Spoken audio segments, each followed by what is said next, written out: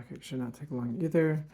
An oracle that Habakkuk the prophet saw. There's basically like 3 or 4 parts to this whole book. He gives one complaint, then the Lord gives a response.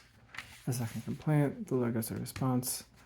Micah gives a woe oracle against the oppressors. Then he gives a prayer as an example of the right response. Okay, so let's go back to it. So this first complaint. O Lord, how long shall I cry for help, and you will not hear, or cry to your violence, and you will not save? Why do you make me see iniquity? Why do you look idly at wrong? Destruction and violence are before me, strife and contention arise. So the law is paralyzed, and justice never goes forth. For the wicked surround the righteous, so justice goes forth perverted. We saw this as a complaint in Micah, and saw that the Lord is the good shepherd, but meanwhile, there is no justice in the land. And then he says, look among the nations and see, and wonder and be astounded, for I am doing a work in your days that you would not believe if told. For behold, I am raising up the Chaldeans. By the way, a little sidebar, this is the announcement of God's judgment on the wicked. And remember, in Paul's sermon in Antioch in chapter 13, look, ye scoffers, be astounded and perish, for I am doing a work in your days, a work that you would not believe what does do. That's how he ends his sermon. He's talking about this coming judgment if they don't believe in Jesus, right? So there's a judgment coming still today. So we could talk about the coming judgment in the same way. But here, the judgment is the Chaldeans who are coming. Okay, it talks about the horses are swift, and they'll be able to kill everybody, basically. And then he says, "Oh Lord," so this is Habakkuk's response. You who are of pure eyes and to see evil and cannot look at wrong, why do you idly look at traitors and remain silent when the wicked swallows up a man more righteous than he? And so he's saying, how can you allow Babylon to do this? They are more wicked than we are. How are you allowing them to swallow us up? We're bad, but Babylon's worse. By the way, here's why we call them Habakkuk's complaints, because he calls it a complaint. I will answer concerning my complaint. And then in 2:2, you get the Lord's answer, write the vision, make it plain on tablets so that he may run who reads it, for still the vision awaits in his appointed time. It hastens to the end, it will not die, it will not lie. If it seems slow, wait for it, it will surely come. It will not delay. So here's that trust that they need to have. Here it is stated explicitly, behold, his soul is puffed up, it is not right within him. That's talking about the wicked, but the righteous shall live by his faith. Okay. So the righteous shall live by his faith. So we'll come back to that. This is basically just talking about how the right response is to wait on the Lord, basically. That yes, there will be this overwhelming flood of judgment passing through. The Lord will vindicate the righteous who trust in him.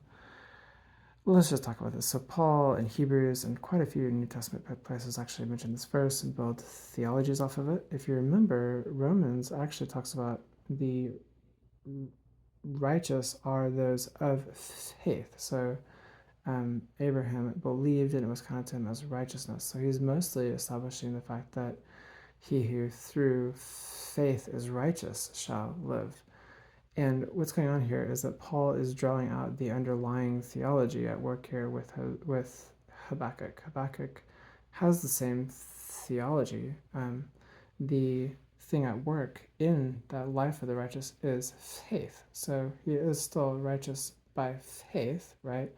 But he's also acting. This is also an action. So it's a predicate of his righteousness and a result of his righteousness. And so you're going to see both of those things at play. In Paul, that underlying theology is what he's drawing out there. And then in Hebrews, it's a very similar thing, that there's this trial that they have to endure. They should have trust in the Lord as they go through it.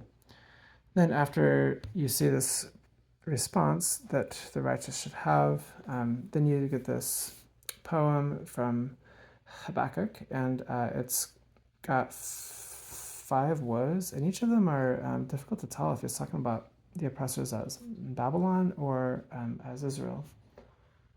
And you've got those who have evil gain, right, and those who load themselves with pledges. So that seems like it's talking about the rich class, but those who build a town with blood, is that talking about the debt or the sword? In each of these cases, in most of them, the Lord is punishing with the same sort of punishment as what the people deserved based on their actions, right?